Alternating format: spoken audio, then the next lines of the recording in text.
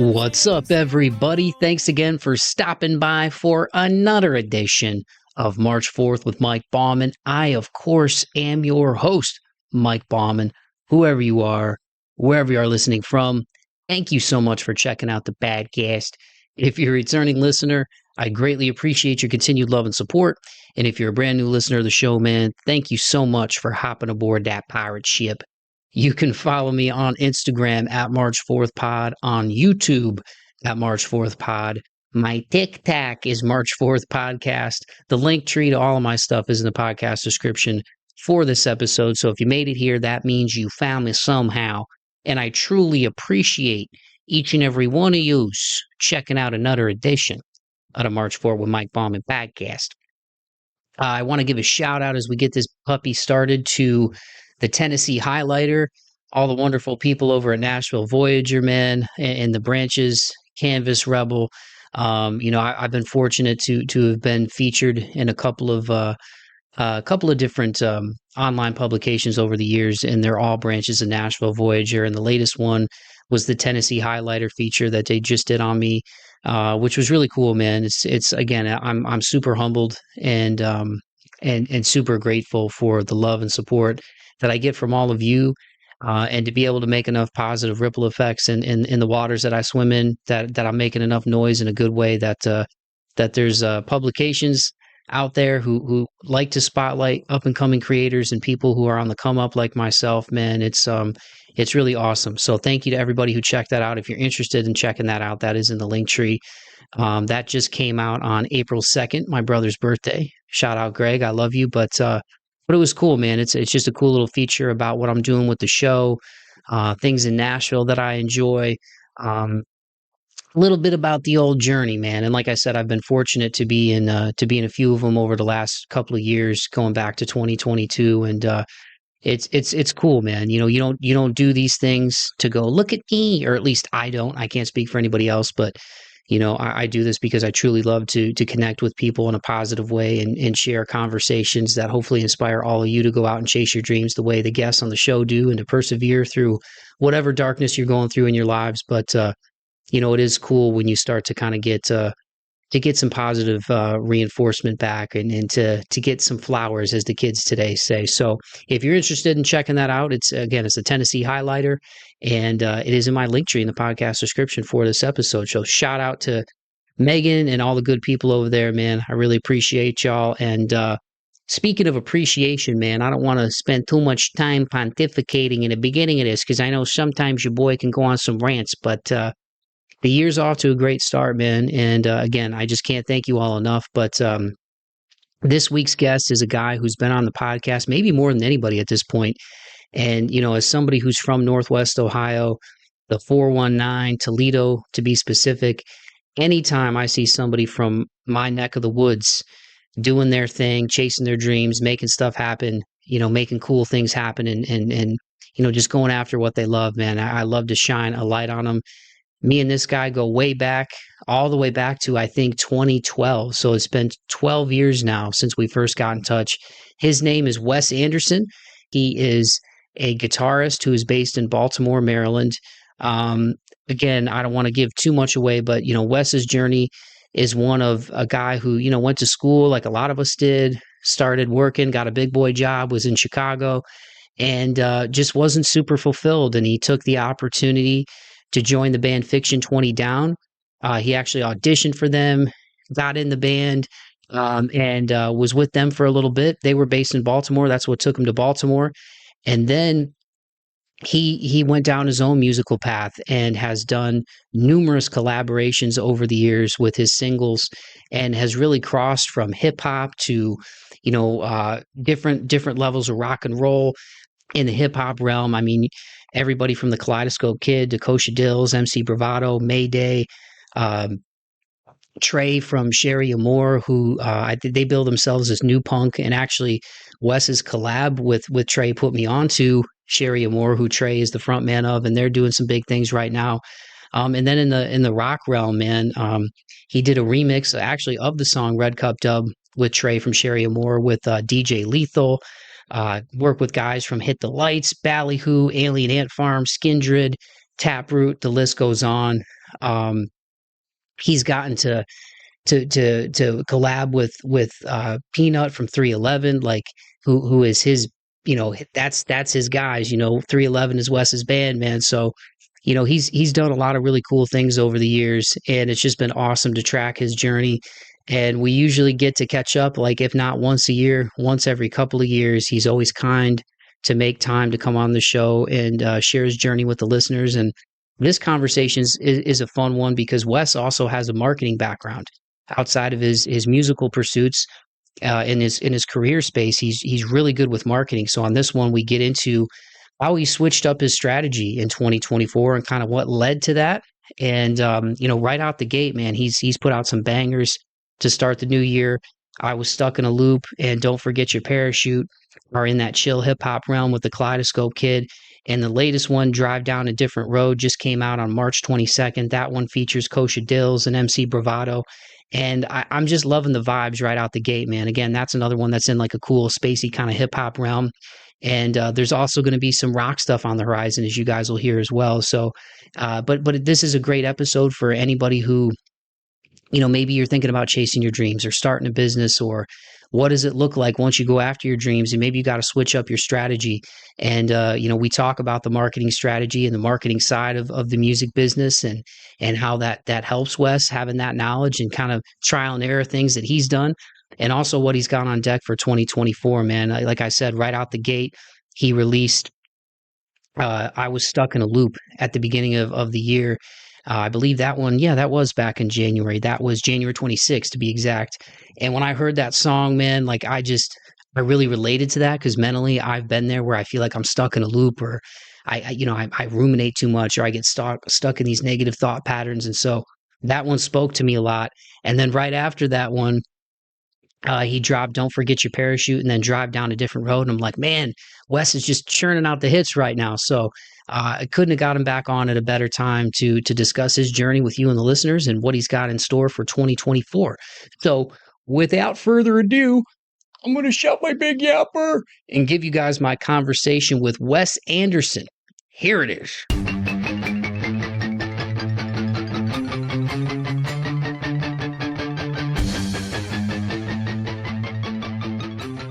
Wes, thank you so much again, man. Like we were talking before the jump, we've known each other a long time. We have Northwest Ohio roots, and I think there's common threads with us, just like chasing down the stuff we love, man. And I'm really excited for the stuff that's already come out in 2024 from you. So thanks for coming back, man. Yeah, thank you so much for having me. It's like I love the once annual, whatever it is, catch up. It's like I do that with you more than some of my own family members. So it's always cool to reflect 1 year later on what we've been up to and still have going on. And yeah, as we get older, it's really tough to continue to surround yourself with people that are chasing a passion, because once you get our age, it's like other life things start happening for people, and it can take away from the passion. So like to have other people still in the game, you gotta keep the tribe close. Yeah, for sure, man. And I was actually thinking about that. I was thinking about that, getting ready for this. I'm like, man, I think the first time I talked to Wes was back in 2012, and it's just been cool to be part of, tracking your journey from Fiction 20 down to all your collaborations that you've gotten to do over the years, and you've gotten to do some really cool ones. But just as a catch up point, I believe the last time we spoke was when you had dropped a single with Blake G. So I Oh, want to okay. Yep. last like 2.5 years. It was like episode 80 or something. Um, so yeah, I guess just as a place to start, man. I know last year you had taken a break because the last single was Circling the Drain with Jupiter Surge, which came out right at the end of 2022. So what's this past year been like for you, man, as far as music and life and just as a place to start? Yeah. So, yeah, you are right. The up until this year, my last single was Circling the Drain. And yeah, so I was at a point at when around that time coming out where I was just I just felt like I plateaued a little bit, and I was starting to get more and more frustrated with just trying to get collaborators and trying to get turnaround times from people. And, so I just thought it was a good time. And at that point, it was like 5 years, almost 5 years into doing the solo stuff. So I was like, all right, let's take a 5-year like review and see like, what's working, what's not, what can I improve on? So, the conclusion I came to was I needed to have a better plan other than just doing single after single. I was just kind of like always chasing the rabbit with those collab singles, just like not thinking like longer term, just like what's the song I'm working on now? Who can I get on it? And then when that's done, work on the next one. So I just took a year off in 23 to just record and develop like a lot of songs. And then that allowed me to have some less pressure of like finding the right people for the right songs and letting them take their time to get me their parts and all that. So now I'm at a point where, I'm sitting on half a dozen, maybe more songs that I can now like more strategically release like monthly instead of like 3 songs. Typically I was doing 3 songs a year, and it's not even the end of March now, and I've already released 3 songs this year. So like just increasing the release schedule, and just like having like I know what songs are coming out every single month through like October this year at least. So that is going to be more releases in 24 than I would have done in 3 years under my previous model. So it's working so far for sure, as far as I can tell, in terms of like the streaming numbers, the followers are going up, and like in tandem with all the releases, I'm also investing a lot more in marketing and advertising, and just always having like some form of campaigns rolling on YouTube, Instagram, Facebook, and TikTok 24/7, 365. So it sounds like a lot, but it's really not. Like they're just humming at like $5 a day. They're optimizing for getting more people on my pages, and like you just let it snowball, and plug and play when I have a new song or a new piece of content out, and then target those people. And like the cool thing with like the collabs is that like the streaming platforms know who sorry, I'm going off on a super marketing tangent, but like I'm excited to talk about this. So like the targeting is like so easy to dial in when you have collabs, because you just like, if I have a bigger artist on my song, I just target the people who like them, and it's as simple as that. And then also for the hip hop stuff, I'm not as like much of a hip hop head as I am like the rock stuff, so I was still trying to like figure out who like that audience is. So the streaming platforms, especially Amazon Music, will tell you what other artist stations your songs were played on. So like the songs I did with the Kaleidoscope Kid this year, I was trying to figure out like what audience I should target. And I was going towards a more like 90s old school hip hop audience, but Amazon Music was telling me that my song was getting played on more modern hip hop artist stations like Aesop Rock and Atmosphere, Chris Webby, and like all these artists I wouldn't have thought of. So like, boom. So now I'm like advertising the video on those artists' YouTube channels, and I'm getting like followers, subscribers from that, and like the view rates are like insanely high. So it's it's cool to just like sort of build that whole ecosystem up. And now I'm at a point where I can just like do it all year long, instead of like one song or 3 songs a year. I get a pop a couple times a year, but then like it fizzles out when that song's like popularity kind of wanes out. So like as soon as one song this year starts dimming out, I'll have the next one ready to go.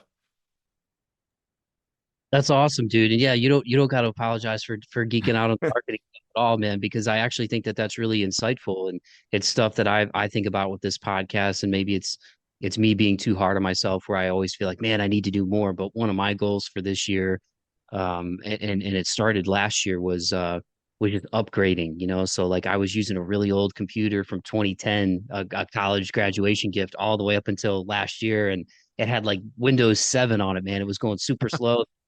There's a couple of times I had to at the last minute scrap it on my computer and do it on my phone.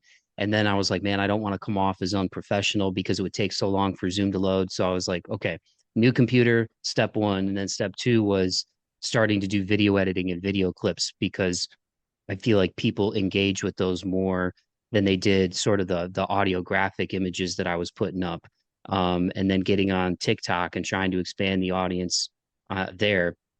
Hopefully they don't shut it down. I know there's a lot of talks about shutting down the old TikTok, but if they do, they do. Yeah, And so yeah, no, I think that's really cool because, and I know that's stuff you do work wise too, right? Is marketing, and you exactly right. Yep.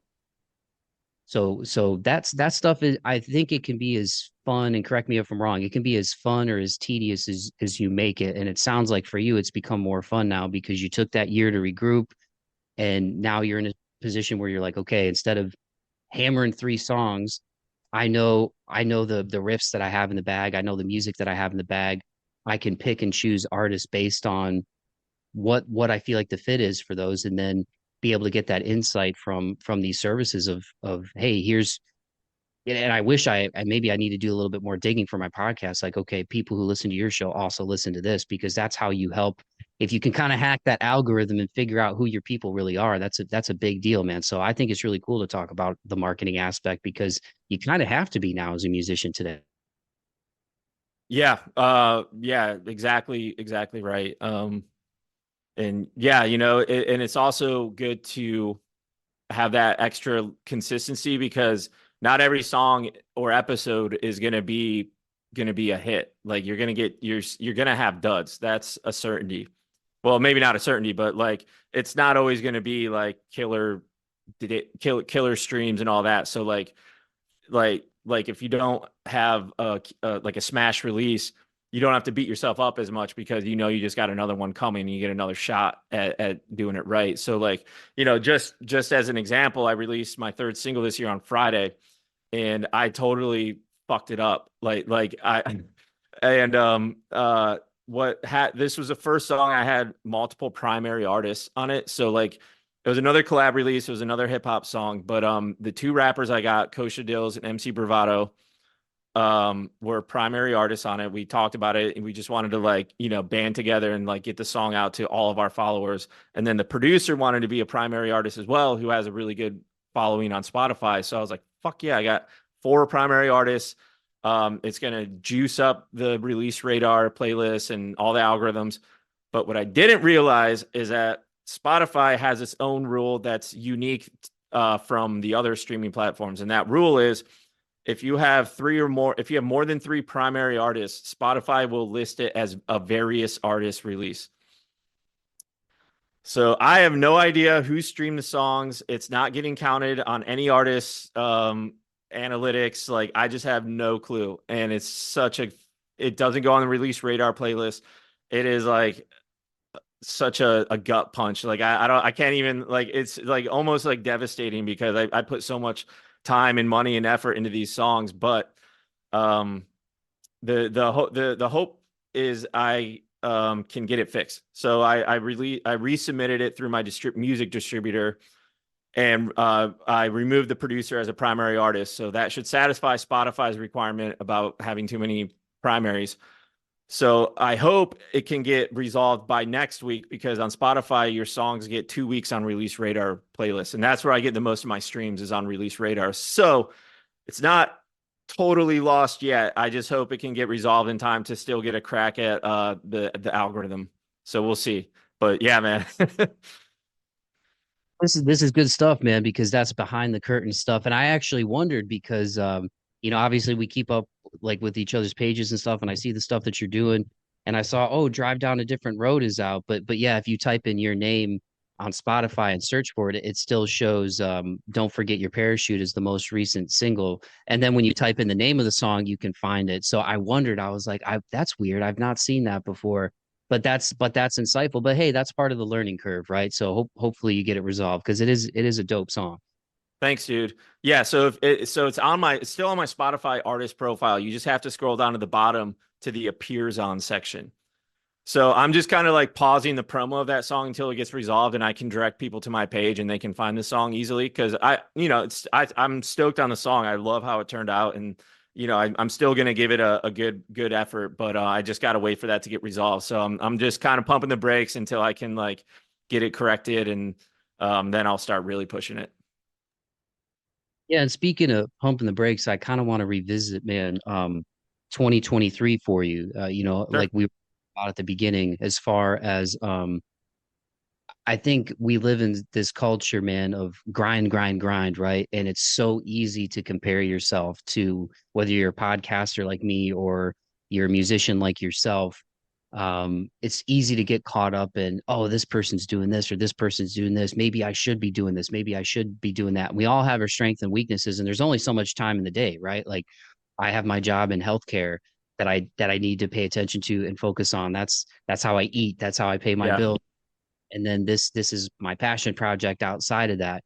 um and then there's days where I'm like, oh, I probably could have done more. But in saying all that, I do think it's important to recognize when you need to take a break or when you're feeling burnout, because as soon as the thing that you love starts to feel like a chore, that's where I think you got to kind of reevaluate, right? Whether you're an athlete and it's playing a sport that you've done for a while and you feel like, man, I feel like I'm going through the motions now, or a creator or somebody in media. So for you, it sounds like taking that step back has actually fueled creativity. Can you go into a little bit more depth into that process? Because correct me if I'm wrong, it sounds like when you were coming up with these riffs and stuff, did you pick people like the Kaleidoscope Kid, and Kosha Dillz and MC Bravado? Was it based on just the music that you had?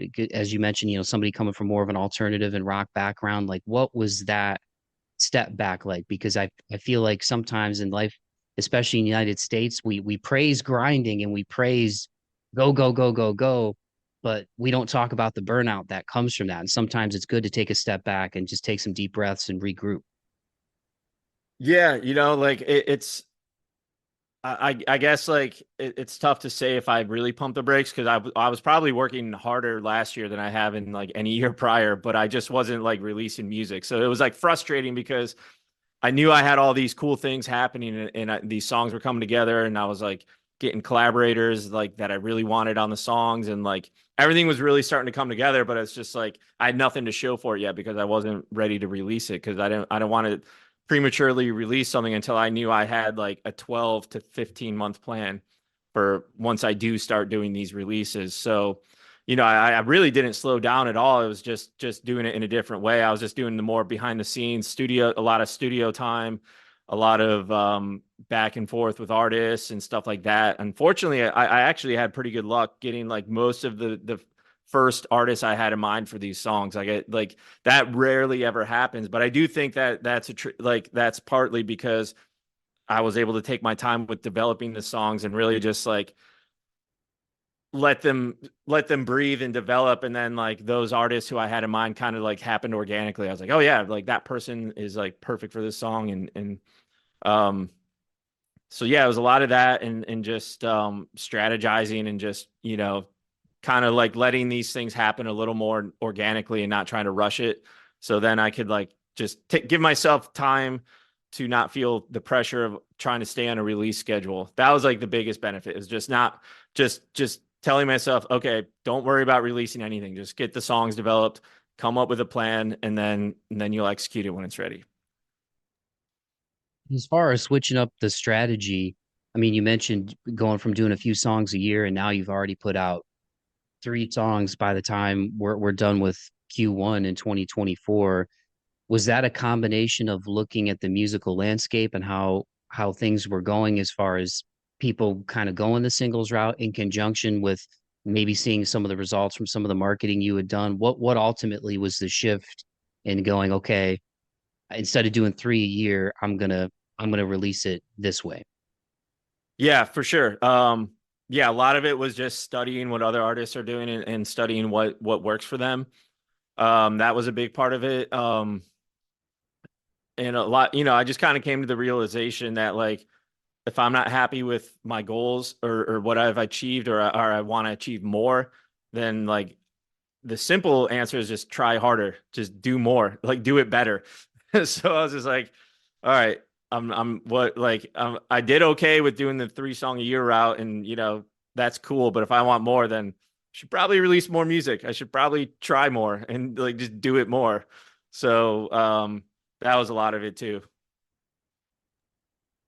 Well, and I think it's good for people to know this stuff, man, because the average listener, I don't think understands how much work goes into actually, especially as independent artists, the work and the time and the money that goes into making the song sound good. But then there's the whole other, it's kind of like source code to me. There's the internet that we all see, and then, you know, Yeah. the there's the coding that goes into the web page that you're actually looking at. And I feel like that's what marketing is to music. The listener gets the music, they get the music video, they get the reels on Instagram or TikTok, but what they don't understand unless they work in it themselves is all the work the artist goes into to, pay to produce, mix, master the song, how many times they've played it before they've even gotten into the studio. In your case, as a collaborator, getting the work back from that artist, and then the marketing piece that goes along with it. So this stuff fascinates me because it's just the musical landscape. I think even in our lifetime, man, has changed so much. Like Oh when yeah. you go, we were younger and we had Walkmans, and if we had older siblings, they had the Walkman, which was the cassette deck. So it's like in our lifetime, we've gone from tape players to CD players to iPods to headphones costing more than iPods to iPods and all that stuff becoming obsolete because now everybody just listens to everything on their phone. And then going from the MP3 digital world to an even different digital world with streaming. I mean, there's been so much, I feel like, in the music industry that's happened just in the past 25, 30 years. And that marketing piece of it and the algorithm piece of it, like it's such an important part of it. Um, do you feel like, as somebody who has worked in marketing, it gives you a bit of an advantage as far as trying to be able, maybe hack's not the right word, but get insight into these algorithms? Because I can imagine for somebody who just focuses so much on the music and maybe doesn't have that experience, that can be kind of an uphill process where they probably have to pay an outside company to do it for them. Yeah, absolutely. Yeah. I mean, yeah, I think like with having the marketing background definitely helps to think of like the whole thing more holistically. Um, and that's just how my brain works. Like I have nothing but respect for like true artists that like are just so immersed in the song itself that like to even say the word algorithm to them would make them vomit. Like I respect that. It's not how I work, but I do respect that, and I think there's value in that, in having that sort of approach to the creative process. But that's just how I am. These are the tools I have and the skills I have to use it. So it's like, as a fan, I'm not really super stoked on the single stuff, like just dropping singles. Like I like albums. I like just sitting down and listening start to finish. So like I get it. Like as a listener, like it's not as an ideal of an experience, but I'm an independent artist trying to make a name for myself and build an audience. So I'm not here to break the rules. I'm not here to be a martyr. I'm here to understand what is working and how to play the system to my benefit. Like, that's kind of just how I think of it, like I'm trying to win, like I'm not trying to be some sort of like noble, you know, purist. Like I'm trying to get an audience here and trying to like make something for myself.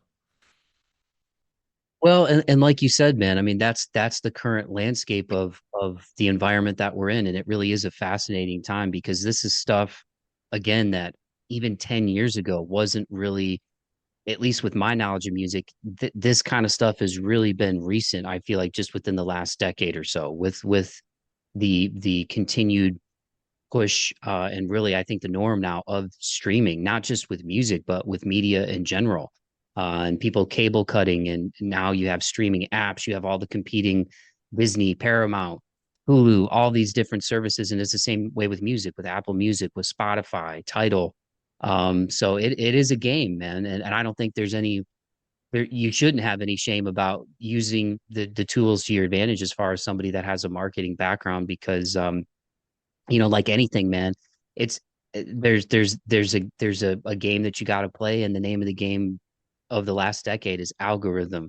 But at the end of the day, right, the proof is in the pudding with the songs. And I'm not just saying this to butter your bread because we go way back, and you've been kind to always come back on the show over the years. But the songs are dope, man. Like I really enjoy the releases that you put out this year, the two with the Kaleidoscope Kid and the most recent one with Kosha Dillz and MC Bravado and Grizzly Beats.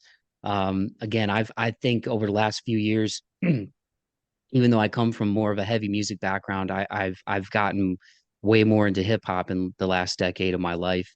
And I what I really like about the Kaleidoscope Kid releases, and it's even in the song title and Drive Down a Different Road, is the uplifting nature of these. Because I was just talking with another artist about this. Sometimes it's hard to write an uplifting song and have it not come off as cheesy, but the authenticity in these I think is really dope. Like that hook in Stuck in a Loop, Death of an Era, the birth of new karma.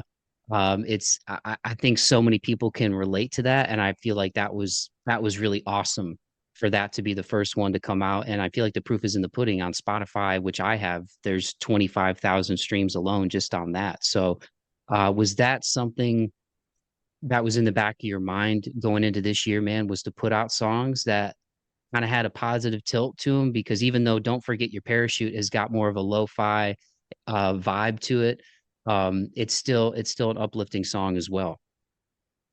Yeah, so that's cool that you called out the hook and I was stuck in a loop because I have very little involvement in the lyrics of these songs. And just as an aside, like shout out to the Kaleidoscope Kid, like what a talent, and he was one of the first artists I locked in for two songs about this time last year. And that kind of like re-energized me, when I got those. I was like, all right, I can get these collabs. Like, this is, I needed that little win and just getting like a really dope artist on a new song. And yeah, the lyrics, the death of it or start of it, dawn of a new era, whatever. You know them better than I do, but that just resonated with me just as a fan of his, and just like, starting the new year with a new song and like kind of a new approach to the music and all that. And yeah, I just was like, this is just so perfect. But um I resonate more with like the uplifting and positive messages, but I do have some songs coming out this year that are not that are pretty dark. Especially the song I have with Stephen Richards from Taproot. That one's a dark one for sure. And then I have another one with Benji Webb from Skindred that's coming out this spring. That one is I don't know if I'd say it's dark, but it's angry for sure. It's as close of a political song as I'll do. Yeah, it's pretty interesting. There's some not so subtle opinions in that one. Yeah, I can get down with that stuff too, man. Because I know we both have a love for heavy music and also, you know, new metal era, which Skindred Yeah, was part hell of that. yeah. And shout out to Taproot too. Because we talked before the jump, and that's a good segue. And thanks again so much for doing this, man. It's always great catching up with you and again picking your brain about the marketing stuff, because I think it's a fascinating element to music and releasing music today, not just for independent artists, but for, you know, artists that are on these big labels and stuff. I mean, the difference is they have a team that does all that for them. Right. That's so much respect for independent artists like you and other artists that I have on the show, is that grind of doing it on your own, and being able to crack the code. Because it's kind of like, I don't know, maybe sticking it to the man's the wrong word, right? But at the same time, it's cool because when you don't have like a big label that to do all these things for you, you really become like a renaissance man. And I look at you as that. You're somebody that loves music, but you also have these other skills that are helping you get it out to another audience. But no, I dig the darker vibes, man. And I know you were recently back in our neck of the woods in Northwest Ohio. And Taproot, I believe, is it Ann Arbor? I know Yep. they're based in Michigan. Yeah. So how did that collaboration come about? And with Skindred, man, because those dudes have been around forever too, and I love them as well. Yeah, man. So those happened through the management team. I got Skindred's vocals like about April, or like that started happening about a year ago, like this time a year ago. And yeah, that was I just found their management's email. I had a really, really solid demo that I thought would be really good for him to sing on. He was the only singer I reached out to, and he was my number one pick, and like it worked out. So I was like, that was like after I got the Kaleidoscope features, and then like locked in Benji Wed from Skindred. So I was like, at that point, I was like let's fucking go. Like this is happening. Like fuck yeah, I'm getting momentum now. And yeah, it was such a trip working with Benji, and like we swapped WhatsApp numbers, and like he was super communicative throughout the process, and was asking me what I thought about things and wanted my feedback and stuff like that. So it was just like all-time pro, like just super nice guy, and like just loves making music. I could just tell that. So that was really cool. And then same thing with Taproot. That what a comeback they're having. Like I'm so stoked that Taproot is back. And Steve is a singer, one of my all-time favorite vocalists. I grew up, growing up in Northwest Ohio like you. I remember seeing Taproot shows at the Main Event and headliners, in the early 2000s, over 20 years ago, when they were starting to blow up and all that. And those shows were just so fucking wild, man. I just chaos, and so many good memories with that. And I've just always liked their music throughout their whole career. And yeah, it was such a bummer to see them kind of like fade out about a decade ago, and then for them to come back with the album that they did, that I think is like holds up as one of their top ones. And then now they're getting on all the Sick New World Festival, like all these huge metal festivals, and they're doing some shows again. And like I got to see them in New York City last November, after it was I was doing the song with Steven, and then got to hang out with him and the band, like backstage at the Gramercy Theater, which is a cool ass theater in New York. So that was super cool. And then yeah, Steve and I, like we're like buddies now. Like we text all the time, and he's trying to get more of the features done and stuff like that, to like now that Taproot's on the map, and they're not touring full time because they all have like jobs and stuff, so they're doing like weekend warrior stuff. So in between that, I think he's trying to get more of the features rolling. So like I was the first one ever to have him do a full song feature, which is pretty cool. And he said this is like me, teenage West, like being so happy. He said the first song that we have is one of his favorites that he's ever written. And he said that like his wife loved it, and I guess she doesn't like Taproot. So I was just like, fuck yeah, man. But yeah, so that went so well, and like he was the right man for the job, and we got a good rapport with texting and all that stuff. So like when I was coming home, I was just like, hey, you want to do another, like, I was just like, you just want to do another song? Cause like, really think the one with him is going to be like, if I had to pick like which songs I have coming up that would be the one to blow up, it would be that one for sure. Like I'm going to try to get on Sirius XM Octane. Like that song, like is gonna like Taproot fans and like any of Deftones fans are going to fucking love that song. So I want to have a follow up to that. So I was just like, hey man, like I really want to put, like, I think the song we have is going to blow. So I want to follow up just in case it does, so we can drop another one. So we worked on a follow up song at the studio in Michigan, where where Taproot recorded Plead the Fifth, Our Long Road Home, the episodes, and the last one. So like some of my favorite fucking records were recorded in this studio. I was like, like it was just a really trip. It was like a trip being up there, and like, he's such a humble, down to earth, Midwest guy. Like, I just fucking love that. Dude, that's sick. And that's why I love doing this podcast, man, because the older that we get, and I know we're only a couple of years apart. I just turned 36 on March 4th. And you start to realize how short life is. And I think COVID too helped a lot of people set the reset button. And that's why I love doing these podcasts, because it inspires me to keep doing the stuff that I'm doing, to see people like yourself doing what you're doing, because growing up listening to that music, right? And we're in the middle of a huge resurgence for that Yeah, pop and new metal. There was a time where people crapped on new metal. I remember Limp Bizkit getting a lot of hate, and they just played. dude. Where were they? Were they just in Chile or something? Yeah, Argentina for Lollapalooza, dude.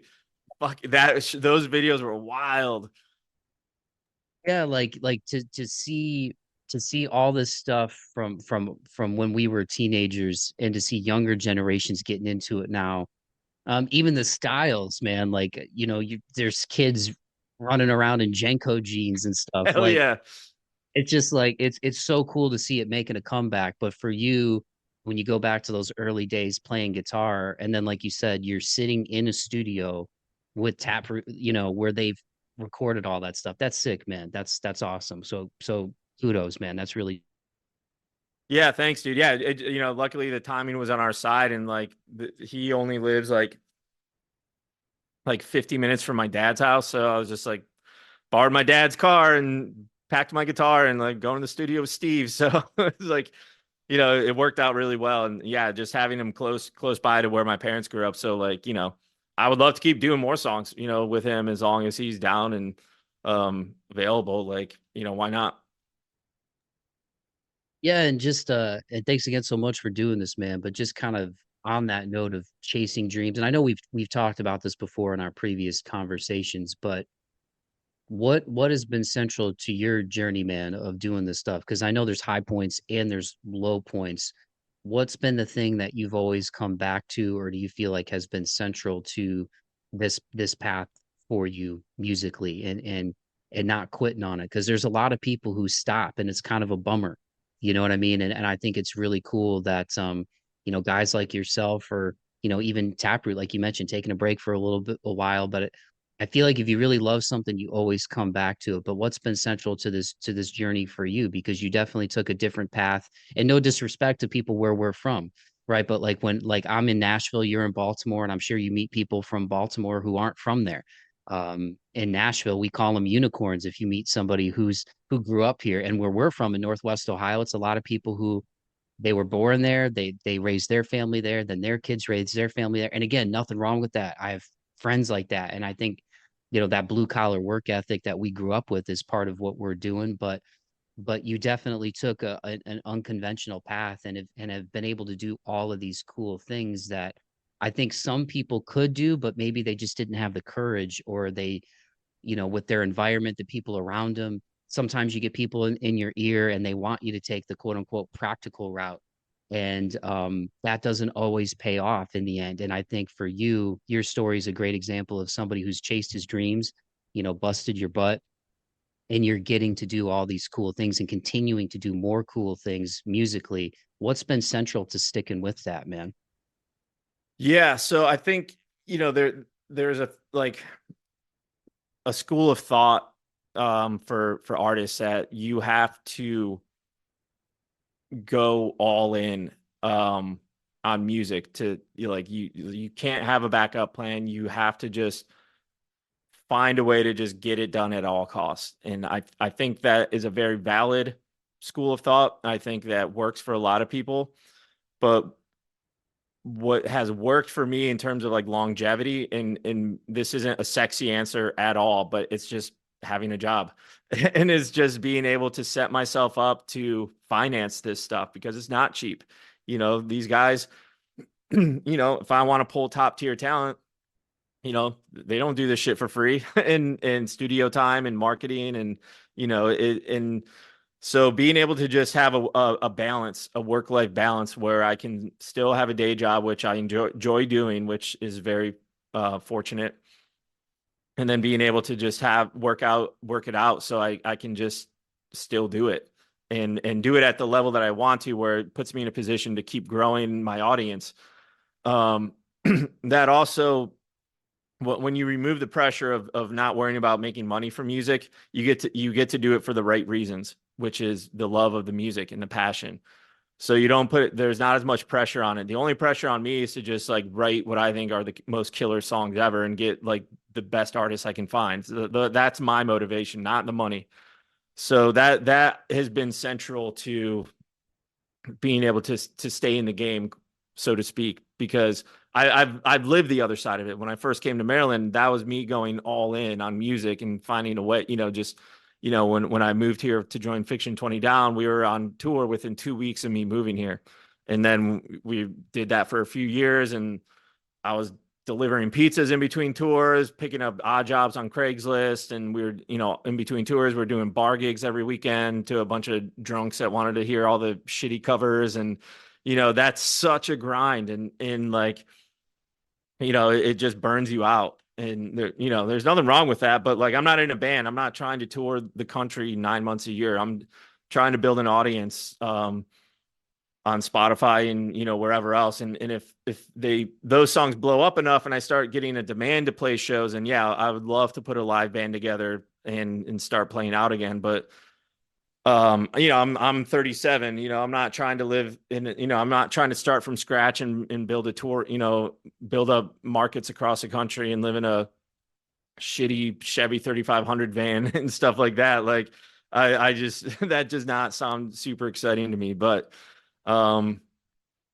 yeah, so just being able to set yourself up just holistically to have a balance and be able to have the discipline to pursue the passion. Because yeah, like when you do start making decent money and have a good job, it's really easy to be like, yeah, this is comfortable, I'm done. But like, nights and weekends, I'm working on music, like, and pretty much in my free time, it's all I think about. So I still have that drive. I still have the passion to want to keep getting it out there. But so yeah, and then yeah, just keeping the passion alive and still enjoying the music. I think when you're not a full-time musician in terms of like paying your bills and you're on that grind, like I've seen it firsthand in friends of mine, and I just have a suspicion that like you almost start to resent music. Like I almost think you don't listen to music as a fan. You listen to it to study and critique people, which is like that's the worst way to do it. So I think like just being able to still just enjoy music. Like every Friday I'm on Release Radar to see who's releasing what, and like, discovering new music and still like being excited about new music that's coming out. And that inspires me to keep writing new music as well. Yeah, and I think like you said, and I appreciate that, man, because it's great insight. Because like you said, you're somebody who's been able to find that balance between having a day job and doing the creative stuff. And I relate to that. I have my job in healthcare. I've worked in healthcare almost half my life now. I'm on a great team. I feel incredibly blessed to have the opportunity that I've had since I've come to Nashville to be able to do that and be able to work with really good people along the way and have people open doors for me, and outside of that, still be able to carve out the time to do what I love to do with this podcast. Because if I couldn't do this, I would go crazy. And I think maybe that's the difference between, and again, I'm not saying that like in a hoity-toity way with guys like you and me who have creative interests, but I think that's what sets, people apart, in terms of creators, whether it's music or drawing or painting or podcasting. Like I have a need to do this. I love communicating with people on a smaller group level and learning about their stories. And even when I was younger, before I even did podcasting, I asked a lot of questions as a kid. Probably drove my parents nuts at times, and like, but I was always inquisitive. I'm just always curious about how people live and where they come from, what they do, and what they're interested in. And so a life where I couldn't do this, and I'm sure you probably relate with music. If somebody said, "Hey, you can make $1 million a year, but you can't play guitar," you'd be like, "Well, like, what's the point?" You know what I mean? Like, Yeah. so I cool that you've been able to strike that balance. And before we wrap it up, man, and thanks again so much for doing this. It's always cool talking with you, and I feel like I could talk with you for 4 hours, but I'm not going to do that because it looks like the sun's reflecting back on your face there in Baltimore, so it looks like it's probably a nice day there. Um, and I don't want to keep you cooped up. But yeah, just in terms of geeking out musically, you mentioned the releases that you have coming up, but are there any free plugs you want to give in terms of stuff that you've been digging recently or stuff that's been inspiring you musically that you want to throw out there? Because I know you post, I've seen some of the stuff that you've posted on Instagram is some of the stuff that you pick up or whatever, and I always love getting put onto new music. So anything out there that's been an earworm for you recently? Yeah, let me pull up my Spotify real quick. I think it's probably because I've been listening to a lot of Skindred, who I'll plug their new album. It's freaking amazing.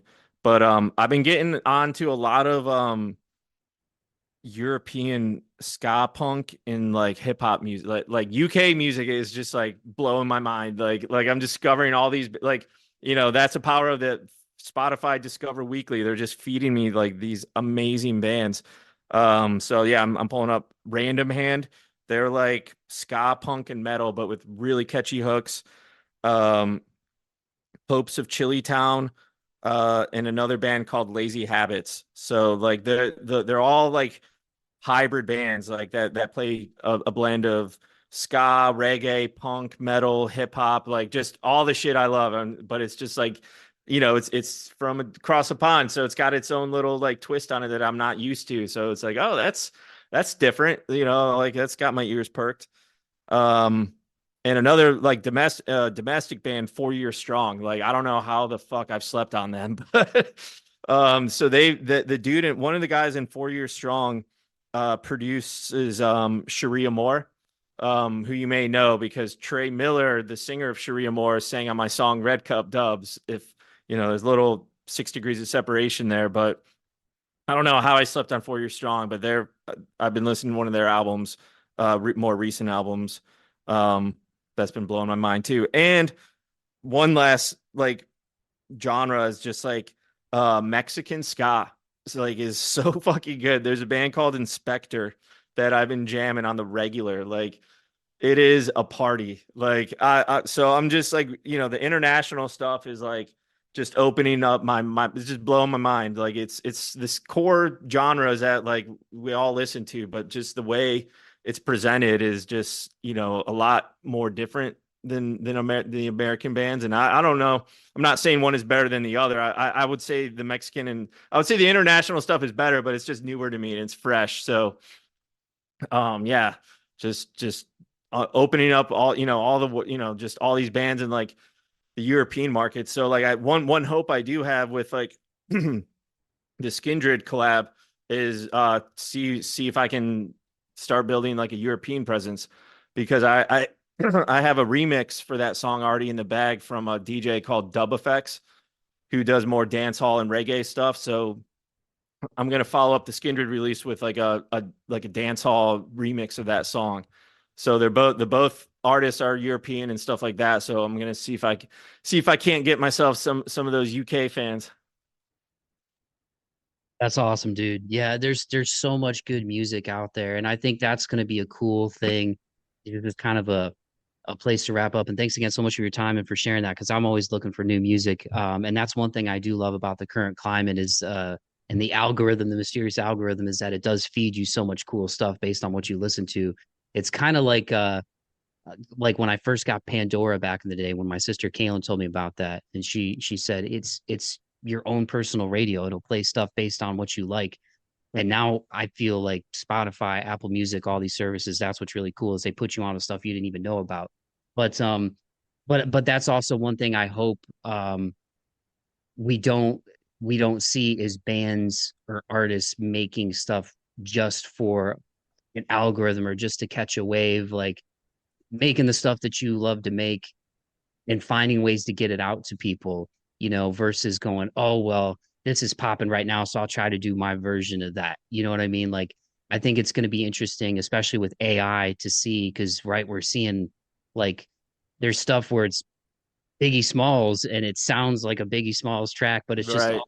it is wild, the climate we're in. But in saying all of that, I think it's cool, man, that you have that thirst for new music and again the marketing background to try to get it out there and yeah, pulling in the European audiences because not that the United States isn't passionate, but even when I look at just as a fan of metal and I look at Wacken Open Air and Download and all these huge festivals over there, they just love it. Alter Bridge is one of my favorite bands, and their audience has gotten bigger in the States. But man, like when they've played the Royal Albert Hall, they played O2 Arena, Wembley. You know what I mean? Like when they're in Europe, I just feel like their thirst for and their passion for rock and metal and music in general is really cool. And then, like you said, outside of that, there's a huge dance and ska and Yeah. you know what I mean? So long way of me saying, man, I think it's cool that you're making the music you love to make, that you're expanding your horizons and you've got cool stuff coming out. So just as a wrap up, man, anything you want to leave the people with as far as people out there that are trying to chase their dreams or persevere as you have done? Yeah, I guess like just find a way to stay in the game. Just if that means a work situation or whatever it may be, just finding a way to stay in the game so you can still, have that passion and feed it. Sweet. Well, Wes, thank you again so much, man, for taking the time to do this. Like I said, it's always great catching up with you, dude. And anytime somebody from where we're from is chasing their dreams, I really admire it, man, because it inspires me to push through the fears and anxieties that I have about putting myself out there more and doing this kind of stuff, man. So we really appreciate all the love and support over the years, man. And I'm really excited for you. I'm really digging the new music. Once again, for the people, if they're not aware of your music, let them know where they can find you, man. Yeah, so wesandersonmusic.com is like my official website. You can search Wes Anderson on all the streaming platforms. Be aware that there is a movie director named Wes Anderson, so you may have to do some scrolling, but if you can find a name, search for a song title as well, that'll help you out. So yeah, Wes Anderson Music. And on Instagram, it's at Songs by Wes, right? Yeah, songs by Wes. Sweet. Well, Wes, thanks again so much, dude. It's always great catching up with you. Like you said, whether it's annually, Mm. I really appreciate you always doing the show over the years, man. As I've trying to grow this, and um, I might have to pick your brain on the marketing a little bit more, um, to try to get my name out there to Yeah. more people, man. Not because I'm trying to like become the next whatever. I just love doing this stuff, and I love putting people onto music from independent creators like yourself, because there's so much good music out there, and I want to do my part to share these stories and inspire people to chase their dreams too, man. So thank you again for all the love and support over the years, and I can't wait to hear more from you in 2024, man. Thank you so much. I just noticed your hat. Does that say Glass City? Yes, sir, it does. Shout out to Juke Mode back in our hometown, man. Yeah, I had to show him some love, give him Yeah. some shine on this. Yeah. So for the listeners that aren't familiar, Toledo is known as a Glass City. We got glass, baby. That's right, man. That's right. All right, dude. Have a great rest of the day. Thanks again for carving out some time for me, especially starting a new gig and everything, dude. I really appreciate it. Always good to hear from you. No problem, brother. Thank you, man. Talk to you later.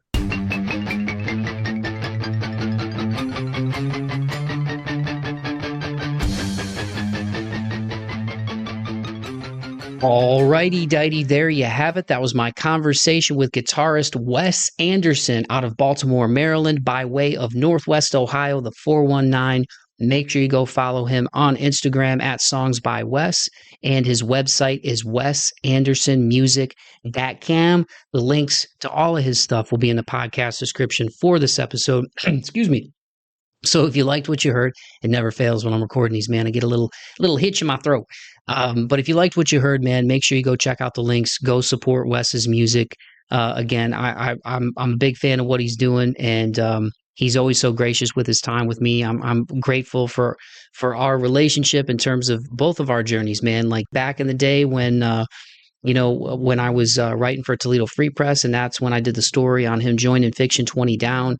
And he's been kind enough to always come back as I've been on my journey with March 4th, and I've gotten to kind of cover his journey on this podcast as he's done all of these awesome collaborations over the years with numerous artists, like I mentioned at the jump, including Peanut from 311. And not that Peanut is more important than any of the other collaborators that he's played music with over the years, man, but just the fact that I know how much Wes loves 311, and the fact that you get to collab with one of your musical idols as a kid. I mean, that's just dope, man. And again, he deserves his flowers, and it's really cool to catch up with him because like I said, we've been able to kind of track each other's paths over the years, and he's a good dude, and I always try to put on from people, or for people who are from where I'm from, rather. And right out the gate in 2024, man, when I was stuck in a loop, came out with the Kaleidoscope Kid.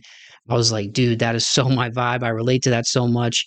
And then following that up with Don't Forget Your Parachute, again with Kaleidoscope Kid, and now Drive Down a Different Road with Kosha Dillz and MC Bravado. Like, all of them are great vibes if you love chill hip hop, man. And they're all doing really well. Like by the time you guys hear this, just on Spotify alone, because that's what I have as far as the music streaming service that I use and pay for. And shout out to all the fine people at Spotify, by the way. If this ever gets to like Allie Hagendorf, Allie, you know, I'm out here, man. I'm just saying, I know you're probably not going to give me that Joe Rogan check. But check out your boy over here at March 4th. I digress. But I was stuck in loop, man. It's got almost 30,000 streams. It might even be above that by the time this hits your guys' ears when it comes out this Tuesday that you're hearing it. Don't forget your parachutes approaching 17,000. Drive down a different road is approaching 17,000, and that's just on Spotify, man. So, as you guys heard in that conversation, Wes talking about the marketing end of things and his experience with that, shifting his strategy going into 2024 to see those results coming back and to see people digging the music. It's awesome. Like I said, he's a talented guitarist in his own right. He's been playing since he was a kid, and we're both in our mid 30s now. So, he's been on that thing for, over 20 years, almost 30 years now. And again, his journey with Fiction 20 Down, which led him to Baltimore, and now his solo journey that he's been on as a guitarist and, collaborating with other musicians. It's just really, really cool, man. I really admire what he's doing. But yeah, I'm just a big fan of what Wes is doing, and he's a really good dude, man. Beyond chasing his dreams, he's a down to earth guy. He's always made time for me. It's always fun to catch up with him, and hopefully one of these days, he'll be able to get to Nashville. And if he doesn't, I just need to get up to Baltimore, man, because I know it's a dope city. But thanks again, Wes, for taking the time to always come on the show, dude. I got a lot of love and respect for you, and I can't wait to hear the stuff that's in the works that we were discussing that's coming up for 2024 that the listeners just heard about as well. Like I'm really excited for it, man. So, everybody, once again, go follow him on Instagram at Songs by Wes. His website is wesandersonmusic.com. That's going to be a wrap on this week's episode, y'all. I once again, I just want to say thank you to everyone who is on this journey with me, everybody who takes the time to like and subscribe or tell your friends about the show, interact with the content on social media. When I post reels or, when I post stories, if you like it and share it, all those things go a long way in helping the episodes get out to more people. And ultimately, that's what I want, man. I feature a lot of musicians on here that are up and coming, that are maybe, more underground, or, they've got some singles out, and I feel very grateful to be in that position where I can hopefully put people on to artists that maybe they weren't aware of before, that weren't on their radar before. And anytime I get a chance to talk to really cool people with this show, like I'm so excited because I'm excited for what they're doing, and I love what they're doing genuinely. And I want to do whatever I can to make sure I get it out to as many people as possible. And when you guys like and subscribe and share, you leave a rating and a review on either Apple or Spotify, man, like all those things go a long way. So I don't like begging for that stuff. I say that every time because it's true. But, you got to be your own salesman out here, man, because if I don't tell you about me, who's going to know? So thank you to everybody who takes the time to do that, man, because it goes a long way into getting these shows into the ears of more people. And that's what I want, man. I want more people to learn about Wes Anderson and the amazing collaborations that he's doing and the work that he's putting in. And the vibes, man, the vibes are immaculate. I'm telling you guys, especially if you love hip hop, man, you got to check out the singles he's put out so far this year. And if you love rock, there's plenty of that too in his archives, and there's more in store. So he's got a little something for everybody, man. So hopefully this conversation, opened up your mind a little bit about new music that you weren't aware of before, maybe. And if not, you got some great marketing action in there as well. From some good old boys from Northwest Ohio, from Toledo, Ohio. All that to say, man, thank you to all of you. Thank you to Wes. I love you all. Once again, you can follow me on Instagram at March 4th Pod. I'm on YouTube at March 4th Pod. The link tree to all of my stuff is in the podcast description for this episode. Shout out again to Tennessee Highlighter. And shout out to all of you, man. I hope this is putting a little pep in your step in your day today, and that you have a great week. So on that note, thanks again to Wes at Songs by Wes. Keep the faith and be kind to one another, courtesy of my man Wes. Here is his latest single with Kosha Dillz and MC Bravado. This one is called Drive Down a Different Road. Peace.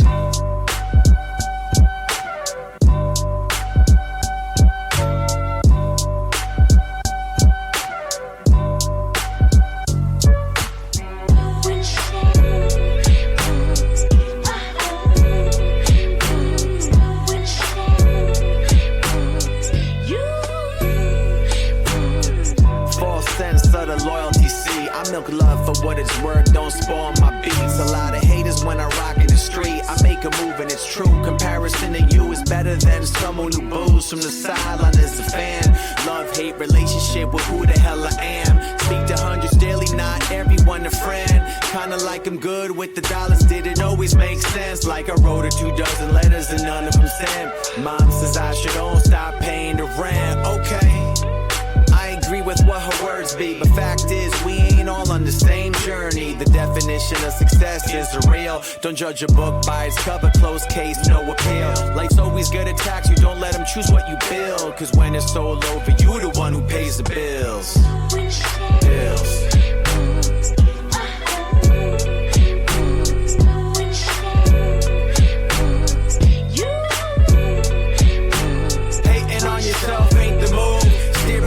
My flow stay, catch a groove.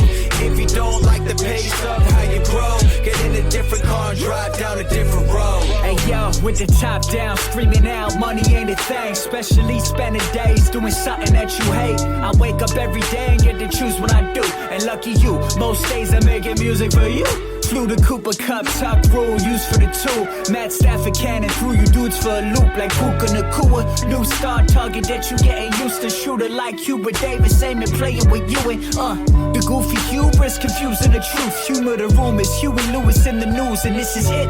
Fluent as a Kuma movement, rooted in Yakuza. You would sue me an intruder as proof to get a grip.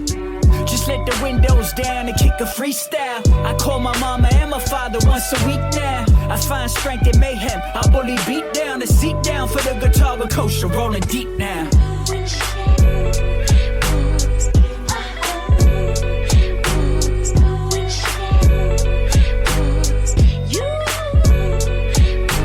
Hating on yourself ain't the move. Steering wheel to my flow state, catch a groove. If you don't like the pace of how you grow, get in a different car and drive down a different road.